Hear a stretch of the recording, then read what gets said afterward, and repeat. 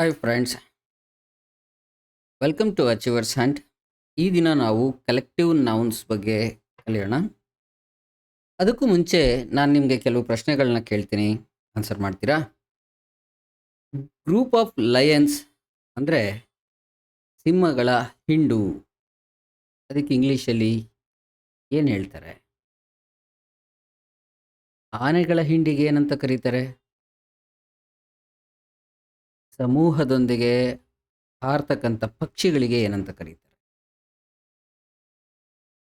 ಕಾಗೆಗಳ ಗುಂಪು ಸತ್ರೆ ಮರ್ಡರ್ ಅಂತಾರೆ. ಹಾಗೆ ಗುಂಪು ಗುಂಪಾಗಿ ಗೂಬೆಗಳು ಸತ್ರೆ ಏನಂತ ಕರೀತಾರೆ? ಈ ಪದಗಳನ್ನು ಕಲಿಯೋದೇ ಕಲೆಕ್ಟಿವ್ ನೌನ್. ಹಾಗಾದರೆ ಕಲೆಕ್ಟಿವ್ ನೌನ್ಸ್ ಅಂತಕ್ಕಂಥದ್ದು ಒನ್ ವರ್ಡ್ ಸಬ್ಸ್ಟಿಟ್ಯೂಷನ್ನ ಅಂತ ನೀವು ಕೇಳೋದಾದರೆ ಇಲ್ಲ, ಎರಡಕ್ಕೂ ತುಂಬ ವ್ಯತ್ಯಾಸ ಇದೆ. ಸೊ ಇಂತಹ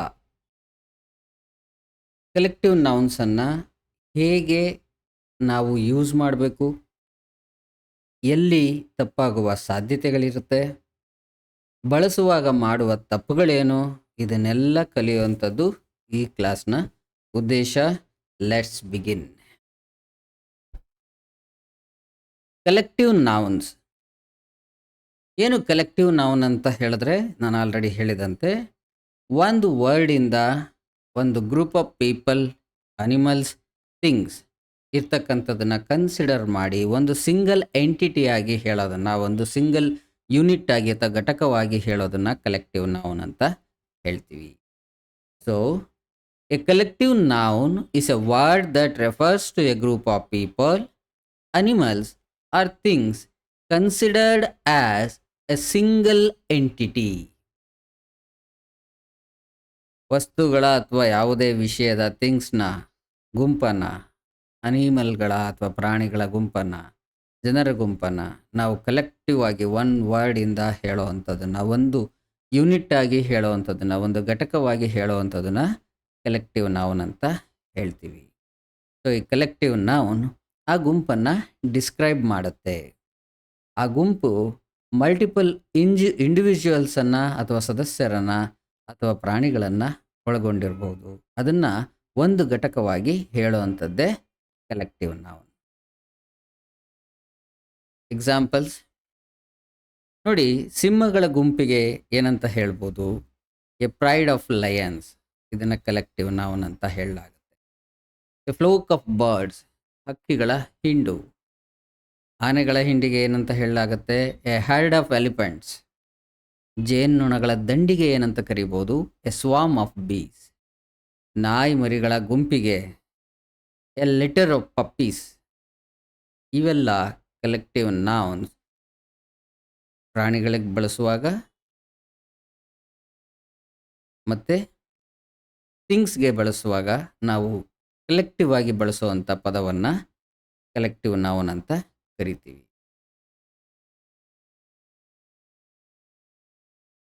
ಮತ್ತಷ್ಟು ಎಕ್ಸಾಂಪಲ್ಸ್ಗಳ ಮೂಲಕ ಇನ್ನೂ ಡೀಟೇಲ್ ಆಗಿ ಕಲೆಕ್ಟಿವ್ ನೌನನ್ನು ನಾವು ತಿಳ್ಕೊಳ್ಳೋಣ.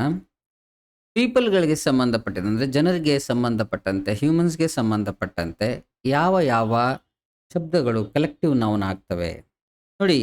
ಒಂದು ಕುಟುಂಬಕ್ಕೆ ಎ ಫ್ಯಾಮಿಲಿ ಅಂತಕ್ಕಂಥದ್ದು ಕಲೆಕ್ಟಿವ್ ನೌನ್. ಎ ಟೀಮ್, ಒಂದು ತಂಡ, ಅದು ಕಲೆಕ್ಟಿವ್ ನೌನ್. ಎ ಕ್ಲಾಸ್, ಒಂದು ತರಗತಿ, ಅದು ಕಲೆಕ್ಟಿವ್ ನೌನ್. ನಿಮಗೆ ಗೊತ್ತಿದೆ, ಕುಟುಂಬದಲ್ಲಿ ಹಲವಾರು ಕುಟುಂಬದ ಸದಸ್ಯರು ಇರ್ತಾರೆ. ಅಣ್ಣ, ತಮ್ಮ, ಅಪ್ಪ, ಅಮ್ಮ, ಅಜ್ಜ, ಅಜ್ಜಿ, ಹೀಗೆ ಅವೆಲ್ಲ ಸೇರಿ ಆ ಎಲ್ಲ ಇಂಡಿವಿಜುವಲ್ ಸೇರಿಸಿ ಒಂದು ಕುಟುಂಬ ಆಗುತ್ತೆ, ಅಂದರೆ ಫ್ಯಾಮಿಲಿ, ಅದು ಕಲೆಕ್ಟಿವ್ ನೌನ್. ತಂಡದಲ್ಲಿ ಪ್ಲೇಯರ್ಸ್ ಇರ್ತಾರೆ, 12 ಇರ್ಬೋದು, 11 ಇರ್ಬೋದು, 22 ಇರ್ಬೋದು. ಆ ಕ್ರೀಡೆ ಅಥವಾ ಆ ಮ್ಯಾಚ್ಗೆ ಸಂಬಂಧಪಟ್ಟಂಥ ತಂಡದ ಮೆಂಬರ್ಸ್ ಇರ್ತಾರೆ. ಅಲ್ಲಿ ಇಂಡಿವಿಜುವಲ್ ಆಗಿ ಅಷ್ಟು ಜನ ಇದ್ದರೂ ಕೂಡ ಒಟ್ಟಾರೆಯಾಗಿ ಅವರು ಟೀಮ್ ಆಗ್ತಾರೆ. ಸೊ ಅದು ಕಲೆಕ್ಟಿವ್ ನೌನ್. ತರಗತಿಯಲ್ಲಿ ಎಷ್ಟೊಂದು ಸ್ಟೂಡೆಂಟ್ಸ್ ಇರ್ತಾರೆ, ಇಂಡಿವಿಜುವಲ್ ಆಗಿ ಎಷ್ಟೊಂದು ಸ್ಟೂಡೆಂಟ್ಸ್ ಇದ್ದರೂ ಅದು ಕ್ಲಾಸ್ 5, ಕ್ಲಾಸ್ 6, ಕ್ಲಾಸ್ 11 ಆ ಥರ ಬರುತ್ತೆ. ಅಲ್ಲಿಗೆ ಅದು ಕ್ಲಾಸ್ ಅಂತಕ್ಕಂಥದ್ದು ಒಂದು ಕಲೆಕ್ಟಿವ್ ನೌನ್ ಆಗುತ್ತೆ. ಇನ್ನು ಗಾಯನಗಾರರ ಗುಂಪಿಗೆ ಅಂದರೆ ಹಾಡುವವರ ತಂಡಕ್ಕೆ ಎ ಕಾಯಿರ್ ಅಥವಾ ಚಾಯ್ರ್ ಅಂತ ಹೇಳಲಾಗುತ್ತೆ. ತೀರ್ಪುಗಾರರ ಒಂದು ಜ್ಯೂರಿ ಅಥವಾ ತೀರ್ಪುಗಾರರ ಮಂಡಳಿ ಅಥವಾ ಫಲಕ ಏನು ಹೇಳ್ತೀವಿ ಅದಕ್ಕೆ ಜ್ಯೂರಿ ಅಂತ ಹೇಳಲಾಗುತ್ತೆ. ಇದನ್ನು ಎಷ್ಟೊಂದು ಸರಿ ಕೇಳಿರ್ತೀರ. ದ ಸೇಮ್ ವೇ ಥಿಂಗ್ಸ್ ಬಗ್ಗೆ ಮಾತಾಡುವಾಗ ಹೂವಿನ ತೋಡು ಅಥವಾ ಹೂವಿನ ಬೊಕ್ಕೆಗೆ ಎ ಬಕೆಟ್ ಆಫ್ ಫ್ಲವರ್ಸ್ ಅಂತ ಹೇಳಲಾಗುತ್ತೆ. ಹಡಗುಗಳು ಹಳಿ ಏನಿರುತ್ತೆ ಅದಕ್ಕೆ ಫ್ಲೀಟ್ ಆಫ್ ಶೀಪ್ ಅಂತ ಹೇಳಲಾಗುತ್ತೆ. ಫ್ಲೀಟ್ ಆಫ್ ಶಿಪ್ಸ್ ಅಂತ ಹೇಳಲಾಗುತ್ತೆ. ಅಂಚೆ ಚೀಟಿಗಳ ಸಂಗ್ರಹಕ್ಕೆ ಎ ಕಲೆಕ್ಷನ್ ಆಫ್ ಸ್ಟ್ಯಾಂಪ್ಸ್, ಇದು ಕಲೆಕ್ಟಿವ್ ನೌನ್. ಪುಸ್ತಕಗಳ ಗ್ರಂಥಾಲಯಕ್ಕೆ ಲೈಬ್ರರಿ ಆಫ್ ಬುಕ್ಸ್ ಅಂತ ಹೇಳ್ತೀವಿ. ದ್ರಾಕ್ಷಿ ಗೊಂಚಲಿಗೆ ಬಂಚ್ ಆಫ್ ಗ್ರೇಪ್ಸ್ ಅಂತ ಹೇಳ್ತೀವಿ. ಅಲ್ಲಿ ಎಷ್ಟೊಂದು ದ್ರಾಕ್ಷಿ ಇರುತ್ತೆ. ದ್ರಾಕ್ಷಿಯ ಗೊಂಚಲಿಗೆ, ಗೊಂಚಲು ಅಂದರೆ ಗೊತ್ತಿರುತ್ತೆ ನಿಮಗೆ, ಎ ಬಂಚ್ ಆಫ್ ಗ್ರೇಪ್ಸ್ ಅಂತ ಹೇಳ್ತೀವಿ. ಅದೇ ರೀತಿ ಏನು ಕೀ ಫ್ಯಾಕ್ಟರ್ಸ್ ಅಥವಾ ಕೀ ಫೀಚರ್ಸ್ ಕಲೆಕ್ಟಿವ್ ನೌನ್ಸಲ್ಲಿ ನೀವು ವಿಶೇಷವಾಗಿ ತಿಳಿದುಕೊಳ್ಳಲೇಬೇಕಾದಂಥ ಗುಣವಿಶೇಷಣಗಳು ಏನು ಕಲೆಕ್ಟಿವ್ ನೌನ್ಸ್ ಅಂತ ಹೇಳಿದ್ರೆ, ಇಟ್ ರೆಪ್ರೆಸೆಂಟ್ಸ್ ಗ್ರೂಪ್ ಅಂತಕ್ಕಂಥದ್ದು ಮೊದಲು ನೀವು ತಿಳಿದುಕೊಳ್ಬೇಕಾಗಿರೋದು. Collective noun always represents a group ಅನ್ನೋದನ್ನು ನೆನಪಲ್ಲಿ ಇಟ್ಕೊಳ್ಳಿ. ಗ್ರೂಪಲ್ಲಿ ಇರ್ತಕ್ಕಂಥ ಪ್ರತಿಯೊಂದು ಇಂಡಿವಿಜುವಲ್ಸನ್ನು ಒಂದು ಗ್ರೂಪ್ ಆಗಿ ಕನ್ವರ್ಟ್ ಮಾಡುತ್ತೆ ಕಲೆಕ್ಟಿವ್ ನೌನ್. ಉದಾಹರಣೆಗೆ ಫ್ಯಾಮಿಲಿ, ಹೆಡ್, ಪ್ಯಾಕ್, ಕ್ಲಾಸ್. ಅದರದ್ದು ಎಕ್ಸ್ಪ್ಲನೇಷನ್ ಹಿಂದಿನ ಸ್ಲೈಡ್ ನಾನು ಆಲ್ರೆಡಿ ಕೊಟ್ಟಿದ್ದೀನಿ. ಅದೇ ರೀತಿ ಮತ್ತೊಂದು ಫೀಚರ್ ಏನಂದರೆ ಸಿಂಗ್ಯುಲರ್ ಮತ್ತು ಫ್ಲೂರಲ್ ವರ್ಬ್ ಯೂಸೇಜಲ್ಲಿ ಯಾವ ರೀತಿ ಇದು ಚೇಂಜ್ ಆಗುತ್ತೆ ಅನ್ನೋದನ್ನು ನೋಡೋಣ. Singular verb when group acts as one unit. ನೀವು ಒಂದು ತಂಡದ ಸದಸ್ಯರ ಬಗ್ಗೆ ಅಲ್ಲ, ತಂಡದ ಬಗ್ಗೆ, ಟೀಮ್ ಬಗ್ಗೆ ಮಾತಾಡುವಾಗ ಸಿಂಗ್ಯುಲರ್ ಆಗಿರುತ್ತೆ. ಟೀಮ್ನ ಸದಸ್ಯರ ಬಗ್ಗೆ ಮಾತಾಡುವಾಗ ಫ್ಲೂರಲ್ ಆಗುತ್ತೆ. ಉದಾಹರಣೆಗೆ team is winning the match, singular. The family is going on vacation, ಇಲ್ಲೂ ಕೂಡ ಸಿಂಗ್ಯುಲರ್. ಸಿಂಗ್ಯುಲರಲ್ಲಿ ನಾವು ಈಸ್ ಬಳಸ್ತಾ ಇದ್ದೀವಿ, ಟೀಮ್ ಆಸ್ ಎ ಹೋಲ್ ಆಗಿ ಬಳಸುವಾಗ ಈಸ್ ಬಳಸ್ತಾ ಇದ್ದೀವಿ. ಇದನ್ನು ನೋಡಿ. ಇನ್ನು ಫ್ಲೂರಲ್ ವರ್ಬ್ ಯಾವಾಗ individuals within the group act separately. ನಾವು ಗುಂಪಾಗಿ ಫ್ಯಾಮಿಲಿ ಅಥವಾ ಟೀಮನ್ನು ಏನು ಇವಾಗ ಒಂದು ಯೂನಿಟ್ ಆಗಿ ಹೇಳಿದ್ವಿ ಸಿಂಗ್ಯುಲರ್ ವರ್ಬಲ್ಲಿ. ಆ ಫ್ಯಾಮಿಲಿಯ ಅಥವಾ ಆ ಗುಂಪಿನ ಸದಸ್ಯರು, ಆ ತಂಡದ ಸದಸ್ಯರು ಇಂಡಿವಿಜುವಲ್ ಆಗಿ ಏನು ಮಾಡ್ತಾ ಇದ್ದಾರೆ ಅದನ್ನು ಹೇಳುವಾಗ ನಾವು ಫ್ಲೂರಲ್ ವರ್ಬನ್ನು ಯೂಸ್ ಮಾಡ್ತೀವಿ. ಉದಾಹರಣೆಗೆ the team are arguing among themselves. ಟೀಮಲ್ಲಿರ್ತಕ್ಕಂಥ ಸದಸ್ಯರು ಅವ್ರ ನಡುವೆನೇ ಚರ್ಚೆ ಮಾಡ್ಕೊತಿದ್ದಾರೆ, ವಾದ ವಿವಾದ ಮಾಡ್ತಾ ಇದ್ದಾರೆ ಯಾವುದೋ ಒಂದು ವಿಷಯದ ಕುರಿತಾಗಿ ಅಂತ ಹೇಳುವಾಗ ಟೀಮ್ ಅಂತಕ್ಕಂಥದ್ದು ಈಸ್ ಅಂತ ಹೇಳೋ ಬದಲು ಇಲ್ಲಿ ಆರ್ ಅಂತ ಬರುತ್ತೆ. ಅವಾಗ ಅದು ಫ್ಲೂರಲ್ ವರ್ಬ್ ಆಗಿರುತ್ತೆ.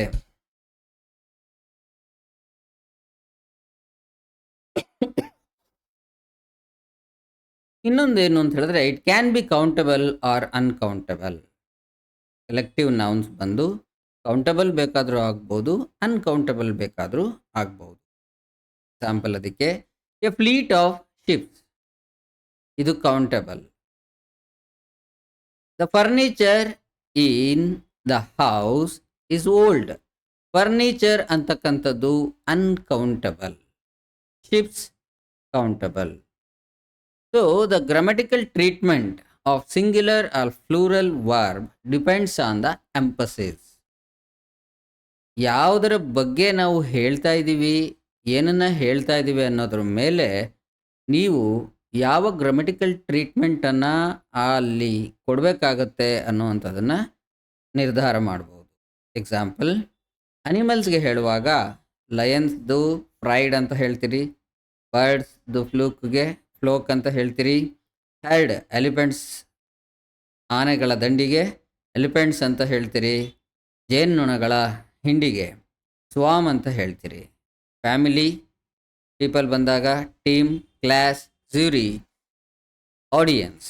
ಥಿಂಗ್ಸ್ ಬಂದಾಗ bouquet, fleet, collection, library.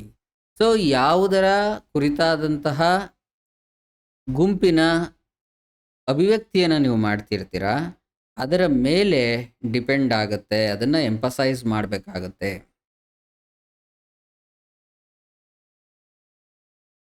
Key features of collective nouns again. Fourth feature ಏನು? Context is the key.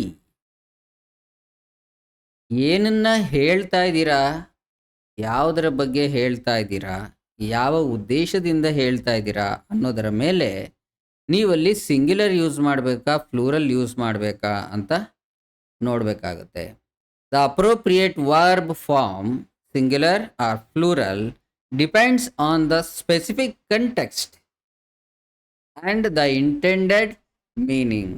ಉದ್ದೇಶಿತ ಅರ್ಥ ಮತ್ತು ನಿರ್ದಿಷ್ಟ ಸಂದರ್ಭ ಎರಡನ್ನ ಗಮನದಲ್ಲಿಟ್ಟುಕೊಂಡು ನೀವಲ್ಲಿ ಸಿಂಗ್ಯುಲರ್ ವರ್ಬನ್ನು ಯೂಸ್ ಮಾಡಬೇಕಾ ಪ್ಲೂರಲ್ ವರ್ಬನ್ನು ಯೂಸ್ ಮಾಡಬೇಕಾ ಕಲೆಕ್ಟಿವ್ ನೌನಿಗೆ, ಅದು ನಿಮಗೆ ಗೊತ್ತಿರಬೇಕಾದಂತಹ ಅಗತ್ಯವಾದ ಮಾಹಿತಿ.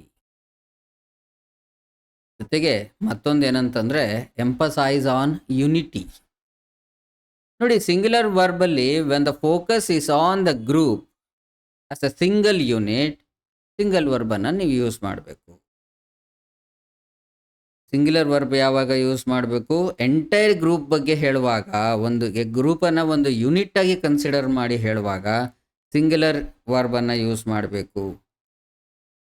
Example, the team is participating hard for the upcoming match. ಆ ತಂಡ ತುಂಬ ಚೆನ್ನಾಗಿ ಪ್ರಾಕ್ಟೀಸ್ ಮಾಡ್ತಿದೆಯಪ್ಪ ಟೀಮ್ ಅಂತ ಹೇಳ್ತೀವಲ್ಲ, ಅವಾಗ ಒಟ್ಟಾರೆ ಟೀಮ್ನ ಒಂದು ಘಟಕವಾಗಿ ನಾವು ಹೇಳುವಾಗ ಸಿಂಗ್ಯುಲರ್ ವರ್ಬನ್ನು ಯೂಸ್ ಮಾಡ್ತೀವಿ. ಹಾಗಾಗಿ ಟೀಮ್ ಅನ್ನೋ ಕಡೆ ಇಲ್ಲಿ ಈಸ್ ಅಂತ ಬಂದಿದೆ. So here team is treated as one cohesive entity working towards a common goal. ಆ ಒಂದು ಟೀಮ್ ವಿನ್ ಆಗುವಂತಹ ಒಂದು ಕಾಮನ್ ಗೋಲನ್ನು ಇಟ್ಕೊಂಡು ಹಾರ್ಡ್ ವರ್ಕ್ ಮಾಡ್ತಾ ಇದೆ ಅಂತ ಹೇಳುವಾಗ, ಟೀಮ್ ಅನ್ನು ಒನ್ ಯೂನಿಟ್ ಆಗಿ ಹೇಳುವಾಗ ಸಿಂಗ್ಯುಲರ್ ವರ್ಬನ್ನು ನಾವು ಯೂಸ್ ಮಾಡಿದ್ದೀವಿ. Emphasising on individuality. ಇಲ್ಲಿ ಪ್ಲೂರಲ್ ವರ್ಬ್ನ ಒಂದು ಎಕ್ಸಾಂಪಲ್ ಹೇಳ್ತೀನಿ ನಾನು. When the focus is on the individual members of the group acting independently use A plural verb. ಗುಂಪಿನ ಅಥವಾ ಗ್ರೂಪ್ನ ಸದಸ್ಯರು ಏನಿರ್ತಾರೆ, ಮೆಂಬರ್ಸ್ ಏನಿರ್ತಾರೆ, ಅವರು ಇಂಡಿಪೆಂಡೆಂಟ್ ಆಗಿ ಅಲ್ಲಿ ಬಿಹೇವ್ ಮಾಡ್ತಿರೋದ್ರ ಬಗ್ಗೆ, ಅವ್ರು ನಡ್ಕೊಳ್ತಿರೋದ್ರ ಬಗ್ಗೆ ನೀವು ವಾಕ್ಯ ರಚನೆ ಮಾಡುವಾಗ ಪ್ಲೂರಲ್ ವರ್ಬನ್ನು ಬಳಸಬೇಕಾಗುತ್ತೆ. ಉದಾಹರಣೆಗೆ, the team are arguing about the game strategy. ನೋಡಿ, ಟೀಮ್ ಈಸ್ ಆರ್ಗ್ಯೂಯಿಂಗ್ ಅಂತ ಇಲ್ಲ. ಯಾಕಂತ ಹೇಳಿದ್ರೆ ಟೀಮ್ ಆರ್ಗ್ಯೂ ಮಾಡೋಕ್ಕಾಗಲ್ಲ. ಯಾಕೆಂದರೆ ಟೀಮ್ ಬಂದು ಒಟ್ಟಾರೆ ಅಭಿಪ್ರಾಯಕ್ಕೆ ಬಂದಾಗ ಮಾತ್ರ ಒಂದು ಯೂನಿಟ್ ಆಗುತ್ತೆ.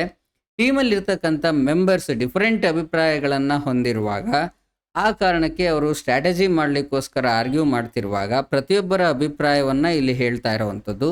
ಹಾಗಾಗಿ ಇಲ್ಲಿ ಈಸ್ ಬದಲು ಆರನ್ನು ಯೂಸ್ ಮಾಡಲಾಗಿದೆ. ARER.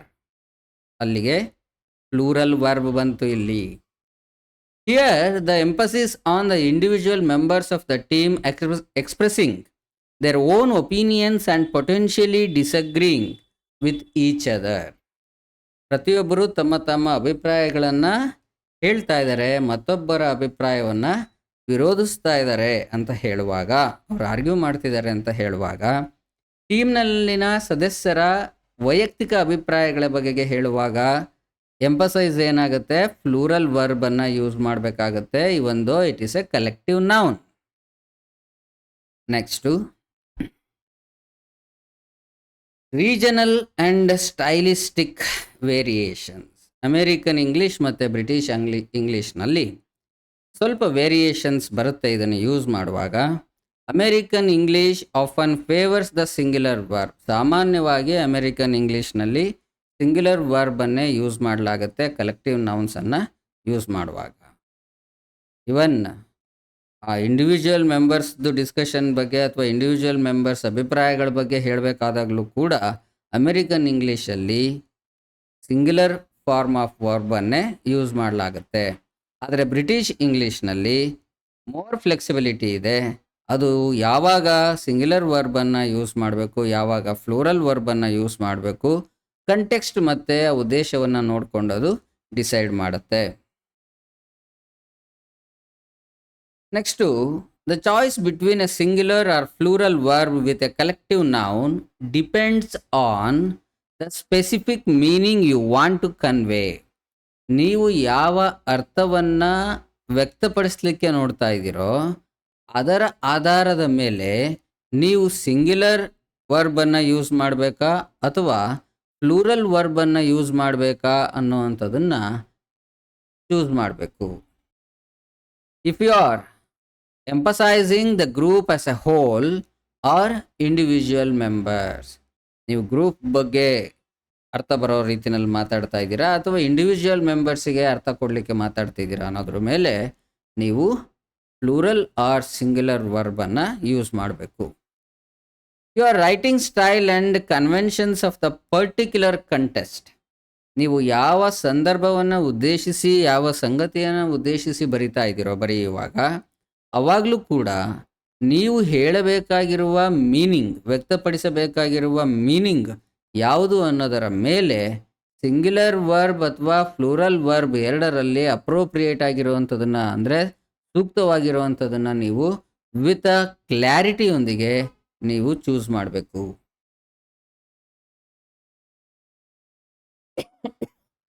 Singular versus plural verb usage ನೋಡೋಣ. ಒಂದಷ್ಟು ಎಕ್ಸಾಂಪಲ್ಸ್ ಜೊತೆಗೆ ಯಾವ ರೀತಿ ಆಗುತ್ತೆ ತಿಳಿರಿ. The choice of verb depends on whether the collective noun is considered singular or plural in meaning. ನಾನು ಆಗಲೇ ಹೇಳಿದೆ, ಚಾಯ್ಸ್ ಆಫ್ ವರ್ಬ್ ನಾವು ಹೇಳ್ತಕ್ಕಂಥದ್ದು ಕಲೆಕ್ಟಿವ್ ನೌನಲ್ಲಿ ಸಿಂಗ್ಯುಲರ್ ಮೀನಿಂಗ್ ಬೇಕಾ ಫ್ಲೂರಲ್ ಮೀನಿಂಗ್ ಬೇಕಾ ಅದನ್ನು ವಿತ್ ಅ ಕ್ಲಾರಿಟಿಯೊಂದಿಗೆ ನಾವು ಚೂಸ್ ಮಾಡಬೇಕು.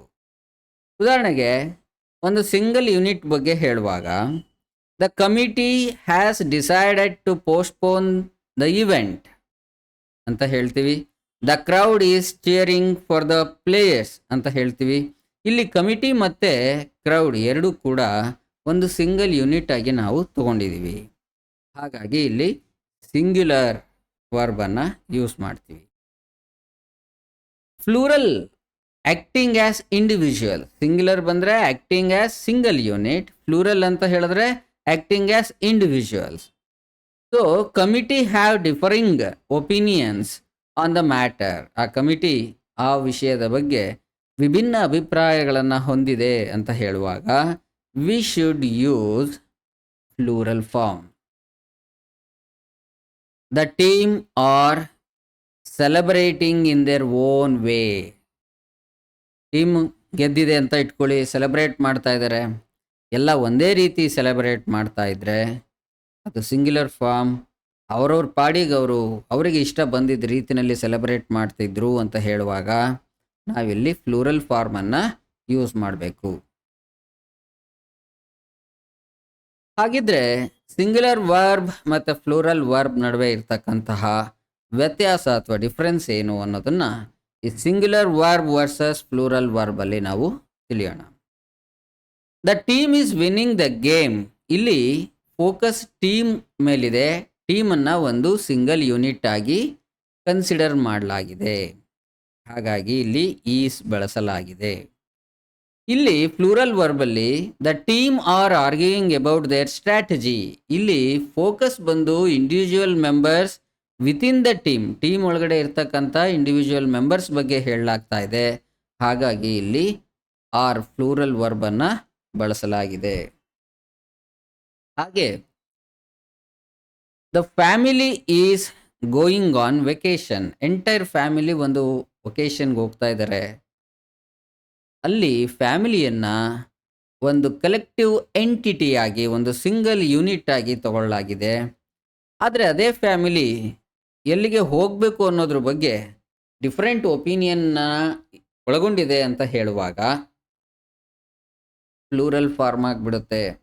The family have different opinions on the matter. ಯಾವುದೋ ಒಂದು ಮ್ಯಾಟರ್, ಇವಾಗ ವೆಕೇಷನ್ಗೆ ಹೋಗೋ ಮ್ಯಾಟರ್, ಎಲ್ಲಿಗೆ ಹೋಗಬೇಕು ಅನ್ನೋ ಮ್ಯಾಟರೇ ಅಂತ ಕನ್ಸಿಡರ್ ಮಾಡೋದಾದರೆ ಒಬ್ಬೊಬ್ಬರಿಗೆ ಒಂದೊಂದು ಆಸೆಗಳಿದ್ರೆ ಅಭಿಪ್ರಾಯಗಳು ಬೇರೆ ಆಯಿತು ಅಂತ ಅವರ ಅಭಿಪ್ರಾಯಗಳನ್ನು ಅವರು ಹೇಳ್ತಾ ಇದ್ದಾರೆ ಅಂತ ಹೇಳುವಾಗ ನಾವು ಪ್ಲೂರಲ್ ವರ್ಬನ್ನು ಬಳಸ್ತಿದ್ದೀವಿ. ಯಾಕಂತ ಹೇಳಿದ್ರೆ emphasise on individual family members ಮೇಲೆ ಎಂಪಸೈಸ್ ಇದೆ ಇಲ್ಲಿ. The jury has reached a verdict ಅಂದರೆ ತೀರ್ಪು. ಜ್ಯೂರಿ ತೀರ್ಪುಗಾರರ ನ್ಯಾಯಾಧೀಶರ ಮಂಡಳಿ. ಇಲ್ಲಿ ಜ್ಯೂರಿ ತೀರ್ಪನ್ನು ನೀಡಲಿಕ್ಕೆ ಸಿದ್ಧವಾಗಿದೆ ಅಂತ ಹೇಳುವಾಗ ಎಂಟೈರ್ ಜ್ಯೂರಿಯನ್ನು ಒಂದು ಡಿಸಿಷನ್ ಮೇಕಿಂಗ್ ಸಿಂಗಲ್ ಬಾಡಿ ಆಗಿ ತಗೊಳ್ಳಲಾಗಿದೆ, ಕನ್ಸಿಡರ್ ಮಾಡಲಾಗಿದೆ. ಹಾಗಾಗಿ ಇದು ಸಿಂಗ್ಯುಲರ್ ವರ್ಬ್.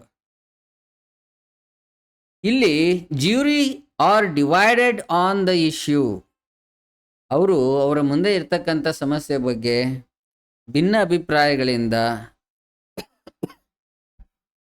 ಭಿನ್ನಾಭಿಪ್ರಾಯಗಳನ್ನು ಹೊಂದಿದ್ದಾರೆ ಅಂತ ಹೇಳುವಾಗ ಇಂಡಿವಿಜುವಲ್ ಜ್ಯೂರರ್ಸ್ನ ಫೋಕಸ್ ಮಾಡಿ ಹೇಳಲಾಗ್ತಾ ಇದೆ. ಹಾಗಾಗಿ ಇಲ್ಲಿ ಪ್ಲೂರಲ್ ವರ್ಬ್ ಬಳಸಬೇಕಾಗುತ್ತೆ.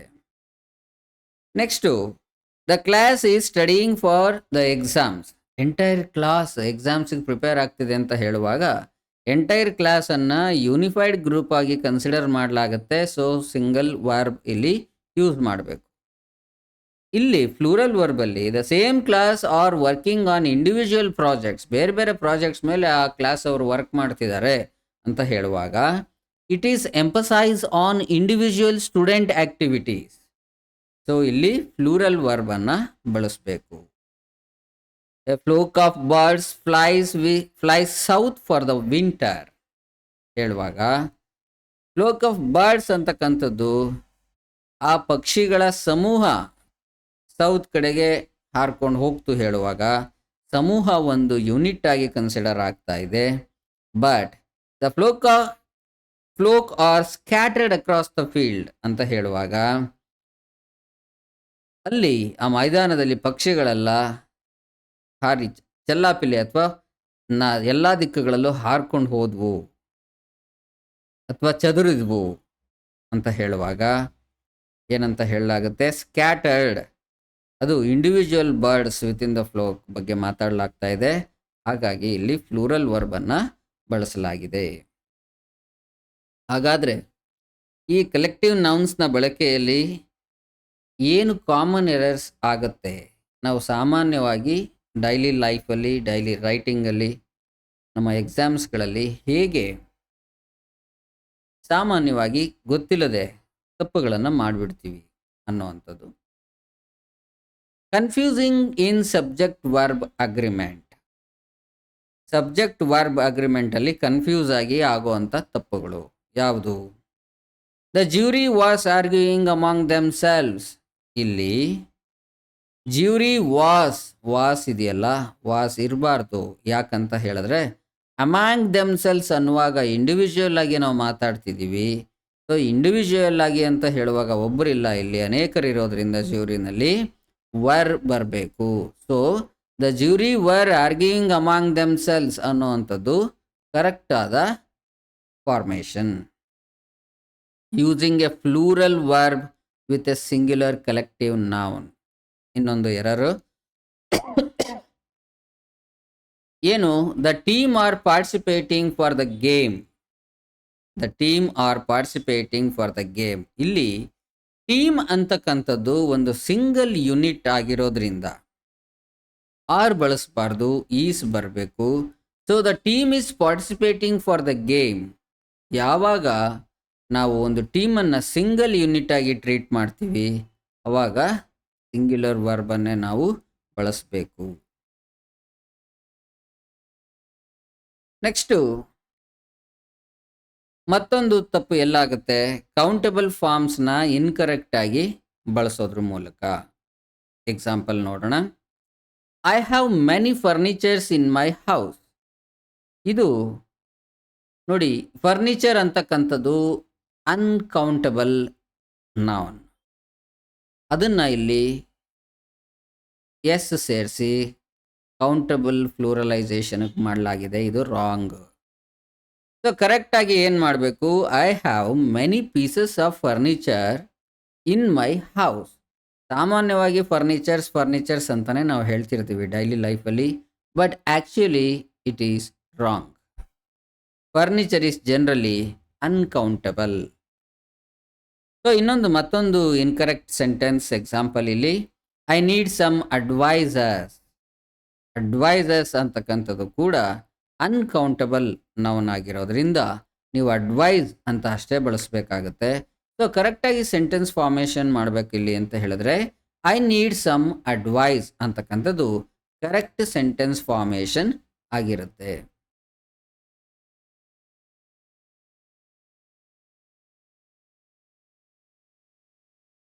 ಇನ್ನು ಮತ್ತೊಂದು ಎರರ್ ಏನಪ್ಪ ನಾವು ಮಾಡ್ತೀವಿ ಅಂತ ಹೇಳಿದ್ರೆ, using articles with uncountable noun. Articles A and the articles ಇದೆಯಲ್ಲ, ಇದನ್ನು ನಾವು ಬಳಸುವಾಗ, ಈ ಆರ್ಟಿಕಲ್ಗಳನ್ನ ಬಳಸುವಾಗ ಅನ್ಕೌಂಟಬಲ್ಸ್ ಜೊತೆನಲ್ಲಿ ಕೆಲವು ತಪ್ಪುಗಳಾಗುತ್ತೆ. Example, I bought a gold. A gold ಅಂತ ಇರಲ್ಲ. ಗೋಲ್ಡ್ ರಿಂಗ್ ಇರ್ಬೋದು, ಗೋಲ್ಡ್ ಚೈನ್ ಇರ್ಬೋದು, ಗೋಲ್ಡ್ ಬ್ಯಾಂಗಲ್ ಇರ್ಬೋದು, gold ornament, gold biscuits, gold bar, ಈ ಥರದನ್ನೇ ಬೇಕಾದರೆ ನೀವು ಅಲ್ಲಿ ಬಳಸ್ಬೋದು ನೀವು. ಆದರೆ ಕರೆಕ್ಟಾಗಿ ಸೆಂಟೆನ್ಸ್ ಫಾರ್ಮ್ ಮಾಡಬೇಕಂದ್ರೆ ಐ ಬಾಟ್ ಸಮ್ ಗೋಲ್ಡ್ ಅಥವಾ I bought a gold ring ಆ ಥರ ಹೇಳಬೇಕಾಗತ್ತೆ. ಯಾಕಂತ ಹೇಳಿದ್ರೆ gold is generally uncountable, but it can be countable when referring to a specific gold item. Gold coins ಇರ್ಬೋದು, ಗೋಲ್ಡ್ ಬಾರ್ಸ್ ಇರ್ಬೋದು, gold rings ಇರ್ಬೋದು, gold chains ಇರ್ಬೋದು, ಈ ಥರ ಸ್ಪೆಸಿಫಿಕ್ ಐಟಮ್ಗೆ ಹೇಳುವಾಗ ನೀವು ಕೌಂಟಬಲ್ ಮಾಡಬಹುದು. Otherwise gold is uncountable. So ಮತ್ತೊಂದು ಇನ್ಕರೆಕ್ಟ್ ಸೆಂಟೆನ್ಸನ್ನು ಎಕ್ಸಾಂಪಲ್ ಕೊಡ್ತಿದ್ದೀನಿ ಇಲ್ಲಿ, ಐ ನೀಡ್ ಆ್ಯನ್ ಇನ್ಫಾರ್ಮೇಷನ್. ಇಲ್ಲಿ ಆ್ಯನ್ ಅಂತಕ್ಕಂಥದ್ದು ಒಂದು ಆರ್ಟಿಕಲ್ ನಿಮಗೆ ಗೊತ್ತಿದೆ. ಸೊ ಇಲ್ಲಿ ಕೂಡ ಹೇಗೆ ತಪ್ಪಾಗುತ್ತೆ, ಐ ನೀಡ್ ಸಮ್ ಇನ್ಫಾರ್ಮೇಷನ್ ಅಂತ ಹೇಳಬೇಕು. ಅಥವಾ ನಿಮಗೆ ಪರ್ಟಿಕ್ಯುಲರ್ ಆಗಿ ಯಾವುದೋ ಒಂದು ಬಗೆಗೆ ಇನ್ಫಾರ್ಮೇಷನ್ ಬೇಕಾಗಿದೆ ಅಂತ ಹೇಳಿದ್ರೆ ಐ ನೀಡ್ ಇನ್ಫಾರ್ಮೇಷನ್ ಅಬೌಟ್ ಅಂತ ಹೇಳಿ ಯಾವುದ್ರ ಬಗ್ಗೆ ನೀವು ಹೇಳಬೇಕು ಅದನ್ನು ಸೇರಿಸ್ಬೇಕು. ಇಲ್ಲಿ ಏನಕ್ಕಂತ ಹೇಳಿದ್ರೆ information is usually uncountable. Next common errors in using collective noun. ಏನು ಮತ್ತೊಂದು ಎರರ್, ಯೂಸಿಂಗ್ ಕ್ವಾಂಟಿಫೈಯರ್ಸ್ ಇನ್ಕರೆಕ್ಟ್ಲಿ. ಕ್ವಾಂಟಿಫೈಯರ್ಸನ್ನು ಕರೆಕ್ಟಾಗಿ ಯೂಸ್ ಮಾಡದೇ ಇದ್ರೂ ಕೂಡ ತಪ್ಪುಗಳು ಆಗುತ್ತೆ. How much books do you have ಅಂತಕ್ಕಂಥದ್ದು ಒಂದು ಇನ್ಕರೆಕ್ಟ್ ಸೆಂಟೆನ್ಸ್. ಮಚ್ ಅಂತಕ್ಕಂಥದ್ದು ಕರೆಕ್ಟ್ ಕ್ವಾಂಟಿಫೈಯರ್ ಅಲ್ಲ. ಕರೆಕ್ಟಾಗಿ ನೀವು ಯೂಸ್ ಮಾಡಬೇಕಾಗಿರೋದು how many books do you have. Many is used with countable nouns, much is used with uncountable nouns. Uncountable ನೌನ್ಸನ್ನು ಬಳಸುವಾಗ ನೀವು ಮಚ್ ಅಂತಕ್ಕಂಥ ಒಂದು ಪದವನ್ನು ಬಳಸ್ತೀರಾ. ಕೌಂಟ್ ಮಾಡೋ ಅಂಥ ನೌನ್ಸನ್ನು ಬಳಸುವಾಗ ಅದ್ರ ಜೊತೆಗೆ ಮೆನಿ ಅಂತಕ್ಕಂಥದ್ದನ್ನು ನೀವು ಬಳಸ್ತೀರಾ. So what it means, many is used with countable nouns, much is used with uncountable nouns. Next ಮತ್ತೊಂದು ಇನ್ಕರೆಕ್ಟ್ ಸೆಂಟೆನ್ಸ್ನ example, I have a few furnitures. Again ಈ ಫರ್ನಿಚರ್ ಬಗ್ಗೆ ನಾನು ತುಂಬ ಸರಿ ಹೇಳ್ತಾ ಇದ್ದೀನಿ. ಫರ್ನಿಚರ್ಸ್ ಎಸ್ ಬರ್ಕೂಡ್ದು, I have a few pieces of furniture ಅಂತ ಸೆಂಟೆನ್ಸ್ ಮಾಡಬೇಕಾಗತ್ತೆ. ಅಫ್ಕೋರ್ಸ್ ಕೇಳಿಸ್ಕೊಳ್ದೇ ಇರೋದ್ರಿಂದ ಈ ಥರದನ್ನು ಅನ್ಯೂಶುವಲ್ ಅಂತ ಅನಿಸ್ಬೋದು. ಸರಿ ಇರಲ್ಲ, ಏನದು ಪೀಸಸ್ ಆಫ್ ಫರ್ನಿಚರ್ ಆ ಥರ ಅನ್ನಿಸ್ಬೋದು. But it is the correct grammar treatment. Few is used with countable noun. Countable nouns ಜೊತೆಗೆ ಫ್ಯೂ ಅನ್ನೋದನ್ನು ಯೂಸ್ ಮಾಡಬೇಕಾಗತ್ತೆ. ಸೊ ಫರ್ನಿಚರ್ ಅನ್ನೋದು ಅನ್ಕೌಂಟಬಲ್ ಆಗಿರೋದ್ರಿಂದ ಇಲ್ಲಿ ಪೀಸಸ್ ಅನ್ನೋವಂಥದ್ದನ್ನು ಯೂಸ್ ಮಾಡುವಾಗ ಫ್ಯೂ ಪೀಸಸ್ ಅಂತ ಯೂಸ್ ಮಾಡ್ತಿದ್ದೀರಾ.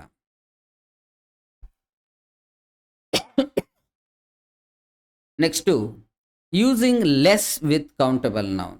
ಲೆಸ್ ಅಂತಕ್ಕಂಥದ್ದನ್ನ ಯೂಸ್ ಮಾಡುವಾಗ ಕೌಂಟಬಲ್ ನೌನ್ಸ್ ಜೊತೆನಲ್ಲಿ ಏನು ಮಿಸ್ಟೇಕ್ಸ್ ಆಗುತ್ತೆ. There are less students in the class today. ಇದು ರಾಂಗ್. ಕಡಿಮೆ ಸ್ಟೂಡೆಂಟ್ಸ್ ಇದ್ದರು ಅಂತ ಹೇಳಬಾರ್ದು, ಕೆಲವೇ ಸ್ಟೂಡೆಂಟ್ಸ್ ಇದ್ದರು ಅಂತ ಹೇಳಬೇಕು. ಅದು ಕರೆಕ್ಟ್ ವ್ಯಾಕರಣ ರಚನೆ. ಸೊ ಕರೆಕ್ಟ್ ಫಾರ್ಮೇಷನ್ ಏನು, there are fewer students in the class today. Fewer ಅಂತಕ್ಕಂಥದ್ದನ್ನು ಯೂಸ್ ಮಾಡುವಂಥದ್ದು ಕೌಂಟಬಲ್ ನೌನ್ಸ್ಗೆ, ಲೆಸ್ ಅಂತಕ್ಕಂಥದ್ದನ್ನು ಯೂಸ್ ಮಾಡೋದು ಅನ್ಕೌಂಟಬಲ್ ನೌನ್ಸ್ಗೆ. ಸೊ ನ್ಯೂಸ್ ಅನ್ನುವಂಥದ್ದನ್ನು ಯೂಸ್ ಮಾಡುವಾಗಲೂ ಕೂಡ ಕೆಲವು ತಪ್ಪುಗಳು ಸಂಭವಿಸುತ್ತೆ. There were several good newses today ಅಂತ ಹೇಳಿದ್ರೆ ಆ ಸೆಂಟೆನ್ಸ್ ಫಾರ್ಮೇಷನ್ ತಪ್ಪಾಗುತ್ತೆ. ಹಾಗಿದ್ರೆ ಏನಂತ ಹೇಳಬೇಕು? There was some good news today. News ಅಂತಕ್ಕಂಥದ್ದು ಅನ್ಕೌಂಟಬಲ್ ಆಗಿರೋದ್ರಿಂದ ಆಲ್ವೇಸ್ ನಾವು ಸಿಂಗ್ಯುಲರ್ ಆಗಿ ಯೂಸ್ ಮಾಡಬೇಕು. ಅಗೈನ್ ಹೋಮ್ವರ್ಕ್ಗೆ ಸಂಬಂಧಪಟ್ಟ ಹಾಗೂ ಕೂಡ ತಪ್ಪಾಗುತ್ತೆ. ಉದಾಹರಣೆಗೆ I completed my homeworks before going to bed ಅಂತ ಹೇಳಿದಾಗ ನೀವು home work, science homework, maths homework, social homework ಈ ಥರ ಬೇರೆ ಬೇರೆ ಹೋಮ್ವರ್ಕನ್ನು ಮುಗಿಸಿರೋದ್ರಿಂದ ಹೋಮ್ವರ್ಕ್ಸ್ ಅಂತ ಹೇಳ್ತಿರ್ಬೋದು. ಆದರೆ ಹೋಮ್ವರ್ಕ್ ಅಂತಕ್ಕಂಥದ್ದು ಅನ್ಕೌಂಟಬಲ್ ಆಗಿರೋದ್ರಿಂದ I completed my homework before going to bed ಹೀಗಂತ ಸರಿಯಾಗಿ ವಾಕ್ಯ ರಚನೆಯನ್ನು ಮಾಡಬೇಕು. ಇನ್ ಕೇಸ್ ನೀವು ಹೋಮ್ವರ್ಕನ್ನು ಪ್ಲೂರಲ್ಲಿ ಹೇಳಬೇಕು ಅಂತ ಹೇಳಿದ್ರೆ ಅಸೈನ್ಮೆಂಟ್ಸ್ ಅಥವಾ ಪೀಸಸ್ ಆಫ್ ಹೋಮ್ವರ್ಕ್ ಅಂತ ಕ್ವಾಂಟಿಫಿಕೇಷನನ್ನು ಯೂಸ್ ಮಾಡೋದ್ರ ಮೂಲಕ ಸೆಂಟೆನ್ಸ್ ಫಾರ್ಮೇಷನನ್ನು ಮಾಡಬಹುದು. Next water. ಇದು ನಿಮಗೆ ಎಕ್ಸ್ಟ್ರಾ ಎಕ್ಸಾಂಪಲ್ಸ್. ವಾಟರ್ ಬಗ್ಗೆ ಹೇಳುವಾಗ ತಪ್ಪುಗಳಾಗಕ್ಕೆ ಸಾಧ್ಯ ಆಗುತ್ತೆ. She drank 3 waters during the meal. 3 glass of water ಇರ್ಬೋದು ಅದು. ಸೊ ವಾಟರ್ ಅಂತಕ್ಕಂಥದ್ದು ಅನ್ಕೌಂಟಬಲ್ ಆಗಿರೋದ್ರಿಂದ she drank 3 glasses of water during the meal ಇದು ಕರೆಕ್ಟ್ ವಾಕ್ಯ ರಚನೆ ಆಗುತ್ತೆ. ನೀವು ಕಂಟೈನರ್ಸ್ ಲೈಕ್ ಗ್ಲಾಸಸ್, ಬಾಟಲ್ಸ್, ಲೋಟಾಸ್ ಈ ಥರದನ್ನು ನೀವು ಡ್ರಮ್ಸ್ ಈ ಥರದನ್ನು ಕ್ವಾಂಟಿಫೈಯರ್ನ ಯೂಸ್ ಮಾಡಿ ಈ ವಾಟರ್ ಬಗ್ಗೆ ನೀವು ಹೇಳುವಾಗ ಹೇಳ್ಬೋದಾಗಿದೆ. ಇನ್ನು ನಾಲೆಡ್ಜು ಅಷ್ಟೇ. ನಾಲೆಡ್ಜ್ ಕೂಡ ಅನ್ಕೌಂಟಬಲ್ ನೌನ್ ಆಗುತ್ತೆ. ಇಲ್ಲಿ ನಾಲೆಡ್ಜನ್ನು ನೀವು ಮೆಷರ್ ಮಾಡಿ ಕ್ವಾಂಟಿಫೈಯರ್ನ ಯೂಸ್ ಮಾಡಲಿಕ್ಕೆ ಕಷ್ಟ ಆಗುತ್ತೆ, ತಪ್ಪಾಗುತ್ತೆ. I gained many knowledges from the course ಅಂತ ಹೇಳಿದ್ರೆ ಮೆನಿ ಅಂತಕ್ಕಂಥದ್ದು ತಪ್ಪಾಗುತ್ತೆ. I gained a lot of knowledge from the course ಅಂತ ಹೇಳಬೇಕು. ಏನಕ್ಕಂತ ಹೇಳಿದ್ರೆ knowledge is uncountable, it does not take a plural form. ಇನ್ನು ಅಡ್ವೈಸ್ ಬಗ್ಗೆನೂ ಕೂಡ ನಾನು ಆಲ್ರೆಡಿ ಎಕ್ಸಾಂಪಲ್ ಕೊಟ್ಟಿದ್ದೀನಿ, ಮತ್ತೊಂದು ಸರಿ ಹೇಳ್ತಿದ್ದೀನಿ. She gave me some advices on my career. ಇದು ತಪ್ಪು. ಅಡ್ವೈಸ್ ಅಂತಕ್ಕಂಥದ್ದು ಅನ್ಕೌಂಟಬಲ್. ಸೊ ಕ್ವಾಂಟಿಫೈ ಮಾಡುವಾಗ ಎ ಪೀಸ್ ಆಫ್ ಅಡ್ವೈಸ್ ಅಂತ ಬೇಕಾದರೆ ನೀವು ಯೂಸ್ ಮಾಡ್ಬೋದು.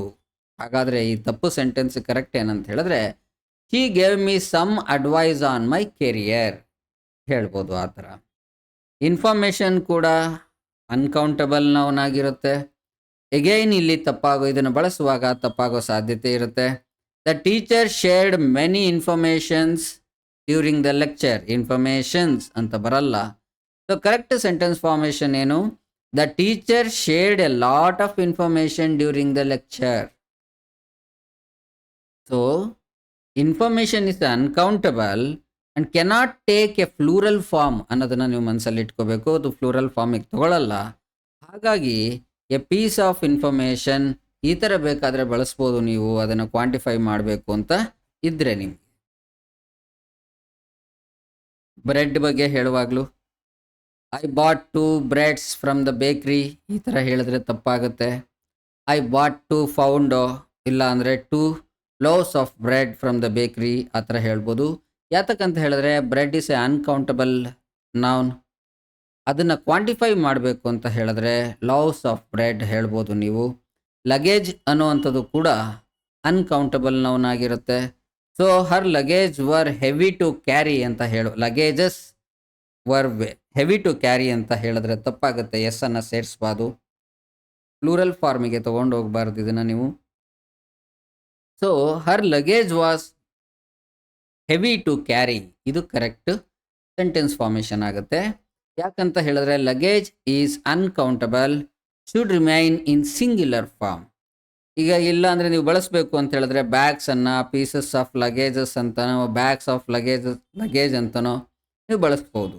ಬ್ಯಾಗ್ಸ್ ಅಲ್ಲಿ ನೀವು ಫ್ಲೂರಲ್ ಆಗುತ್ತೆ, ಬಟ್ ಲಗೇಜ್ ಅನ್ಕೌಂಟಬಲ್ ಆಗಿ ಉಳ್ಕೊಳ್ಳುತ್ತೆ. ಮತ್ತು ಇಕ್ವಿಪ್ಮೆಂಟ್ಸ್ ಬಗ್ಗೆ ಹೇಳುವಾಗ್ಲೂ ಕೂಡ ಹಾಗೆ. The laboratory has all the required equipments ಅಂತ ಹೇಳುವಾಗ ಎಸ್ ಅನ್ನು ಸೇರಿಸಬಾರ್ದಿಲ್ಲಿ. ಏನಕ್ಕಂತ ಹೇಳಿದ್ರೆ ಇಕ್ವಿಪ್ಮೆಂಟ್ ಅಂತಕ್ಕಂಥದ್ದು ಅನ್ಕೌಂಟಬಲ್ ಆಗಿರುತ್ತೆ. So the laboratory has all the required equipment ಅಂತಕ್ಕಂಥದ್ದು ಕರೆಕ್ಟ್ ಸೆಂಟೆನ್ಸು. ಇಕ್ವಿಪ್ಮೆಂಟ್ಸ್ ಅಂತ ಹೇಳಬಾರ್ದು. ಫರ್ನಿಚರ್ದು ನಾನು ಆಲ್ರೆಡಿ ಹೇಳಿದ್ದೀನಿ, ಸೊ ಪುನಃ ಅದನ್ನು ನಾನು ರಿಪೀಟ್ ಮಾಡಲ್ಲ ಇಲ್ಲಿ. ನೆಕ್ಸ್ಟ್ ಇನ್ನೊಂದೇನಂತ ಹೇಳಿದ್ರೆ ಇನ್ಕನ್ಸಿಸ್ಟೆಂಟ್ ಯೂಸೇಜ್. ನೀವು ಸಿಂಗ್ಯುಲರ್ ಮತ್ತು ಫ್ಲೂರಲ್ ಎರಡನ್ನೂ ಸೇರಿಸಿ ಹೇಳಬೇಕಾಗತ್ತೆ ಅಂತ ಇಟ್ಕೊಳ್ಳಿ. ಅಂಥ ಟೈಮಲ್ಲಿ ತಪ್ಪುಗಳಾಗೋ ಸಾಧ್ಯತೆ ಇರುತ್ತೆ. ಹೇಗೆ? ಒಂದು ತಪ್ಪಾಗಿರುವಂಥ ಒಂದು ಸೆಂಟೆನ್ಸನ್ನು ಇಲ್ಲಿ ಎಕ್ಸಾಂಪಲ್ ಕೊಡ್ತೀನಿ. The family is going on vacation but they arguing about where to go. Family ವೆಕೇಷನ್ಗೆ ಹೋಗ್ತಾ ಇದ್ದಾರೆ, ಆದರೆ ಅವರು ಎಲ್ಲಿಗೆ ಹೋಗಬೇಕು ಅನ್ನೋದ್ರ ಬಗ್ಗೆ ಆರ್ಗ್ಯೂ ಮಾಡ್ತಿದ್ದಾರೆ ಅಂತ ಹೇಳುವಾಗ ಈ ಸೆಂಟೆನ್ಸ್ನ ವಾಕ್ಯ ರಚನೆ ತಪ್ಪಾಗಿದೆ. The family is going on vacation ಇದು ಕರೆಕ್ಟು ಇಲ್ಲಿವರೆಗೂ. ಬಟ್ ದೇ ಆದಮೇಲೆ ಆರ್ಗಿಂಗ್ ಅನ್ನೋವಂಥದ್ದನ್ನು ನೀವು ಸಿಂಗಲ್ ಯೂನಿಟಲ್ಲೇ ತೊಗೊಂಡ್ಬಿಟ್ಟಿದ್ದಾರೆ ಇಲ್ಲಿ, ಹಾಗಾಗಿ ಅದು ತಪ್ಪು. ದೇ ಆರ್ ಅವರುಗಳೆಲ್ಲ arguing about where to go. So consistency maintain ಆಗುತ್ತೆ. ಫ್ಯಾಮಿಲಿ ಅನ್ನೋದು ಫಸ್ಟ್ ಪಾರ್ಟ್ ಆಫ್ ದ ಸೆಂಟೆನ್ಸಲ್ಲಿ ಸಿಂಗ್ಯುಲರ್ ಆಗಿ, ಸೆಕೆಂಡ್ ಪಾರ್ಟ್ ಆಫ್ ದ ಸೆಂಟೆನ್ಸಲ್ಲಿ ಫ್ಲೂರಲ್ ಆಗಿ ಇದೆ. ಸೊ ದ ಫ್ಯಾಮಿಲಿ ಇದನ್ನ ಮತ್ತೊಂದು ಥರನೂ ನೀವು ಸೆಂಟೆನ್ಸ್ ಫಾರ್ಮೇಷನ್ ಮಾಡ್ಬೋದು. The family is going on vacation but the members are all arguing about where to go. ಈ ಥರನೂ ಕೂಡ ನೀವು ಸೆಂಟೆನ್ಸ್ ಫಾರ್ಮೇಷನ್ ಮಾಡ್ಬೋದು. Next pronoun and antecedent agreement. The pronoun antecedent agreement refers to the rule that a pronoun must agree in number. Singular, plural, adu it must be agree in number. And person with antecedent, noun it replaces. When the antecedent is collective noun, determining whether to use singular or plural pronouns, ಯಾವುದ್ರ ಮೇಲೆ depend ಆಗುತ್ತೆ ಅಂತ ಹೇಳಿದ್ರೆ group is acting as a single unit or as A individuals, ಇದ್ರ ಮೇಲೆ decide ಆಗುತ್ತೆ. ಇದನ್ನು ನೀವು ಈ ರೂಲನ್ನು ಚೆನ್ನಾಗಿ ನೆನ್ಪಿಟ್ಕೋಬೇಕು. ಆ ರೂಲ್ ನಿಮ್ಗೆ ತುಂಬ ಚೆನ್ನಾಗಿ ಎಕ್ಸ್ಪ್ಲೈನ್ ಮಾಡಬೇಕು ಅಂತ ಹೇಳೋದಕ್ಕೆ ನಾನು ಈ ಒಂದು ಎಕ್ಸಾಂಪಲ್ಸನ್ನು ತೊಗೊಂಡಿದ್ದೀನಿ. Singular pronoun for unified action. When a collective noun acts as a single unit it takes singular pronouns. ನಾನು ಆಲ್ರೆಡಿ ಹೇಳಿದ್ದೀನಿ. Example, jury reached its verdict. Jury ಒಂದು ಸಿಂಗಲ್ ಎಂಟಿಟಿಯಾಗಿ ಬಿಹೇವ್ ಮಾಡ್ತಾ ಇದೆ, ಹಾಗಾಗಿ ಇಲ್ಲಿ ಪ್ರನೌನ್ ಇಟ್ಸ್ ಅನ್ನೋವಂಥದ್ದನ್ನು, ಸಿಂಗ್ಯುಲರ್ ಪ್ರನೌನ್ ಇಟ್ಸ್ ಅಂತಕ್ಕಂಥದ್ದನ್ನು ಯೂಸ್ ಮಾಡಲಾಗಿದೆ. ಮತ್ತೊಂದು example, the team celebrated its victory. ಇಲ್ಲಿ ಟೀಮ್ ಅಂತಕ್ಕಂಥದ್ದನ್ನು ಒಂದು ಸಿಂಗಲ್ ಯೂನಿಟ್ ಆಗಿ ತಗೊಂಡು ಅದು ಸಿಂಗಲ್ ಯೂನಿಟ್ ಎಂಟೈರ್ ಟೀಮ್ ಒಂದೇ ಥರದ ಸೆಲೆಬ್ರೇಟನ್ನು ಮಾಡ್ತಿದೆ ಅಂತ ಹೇಳುವಾಗ ಇಟ್ಸ್ ಅಂತಕ್ಕಂಥದ್ದನ್ನು ಯೂಸ್ ಮಾಡಲಾಗಿದೆ. Next plural pronouns for individual actions. Individual ಆಗಿ ಟೀಮ್ ಅಥವಾ ಗ್ರೂಪಲ್ಲಿ ಇರ್ತಕ್ಕಂಥ ಮೆಂಬರ್ಸು, ಸದಸ್ಯರು ಇಂಡಿವಿಜುವಲ್ ಆಗಿ ಆ್ಯಕ್ಟ್ ಮಾಡ್ತಿರುವಾಗ, ಇಂಡಿವಿಜುವಲ್ ಆಗಿ ವರ್ತಿಸ್ತಿರೋದನ್ನು ಹೇಳುವಾಗ plural ಪ್ರನೌನನ್ನು ತೆಗೆದುಕೊಳ್ಳಲಾಗುತ್ತೆ. When the members of the group act individually, use plural pronoun. ಇದು rule actually. The jury disagreed on their verdicts. ನೋಡಿ, ಜ್ಯೂರಿ ಇಟ್ಸ್ ಅಂತ ನಾವೇನು ಹೇಳ್ತಿದ್ವಿ, ಇದು ಎಂಟೈರ್ ಜ್ಯೂರಿ ಒಂದೇ ಒಪಿನಿಯನ್ಗೆ ಬಂದಾಗ ಇಟ್ಸ್ ಯೂಸ್ ಮಾಡಿದ್ವಿ.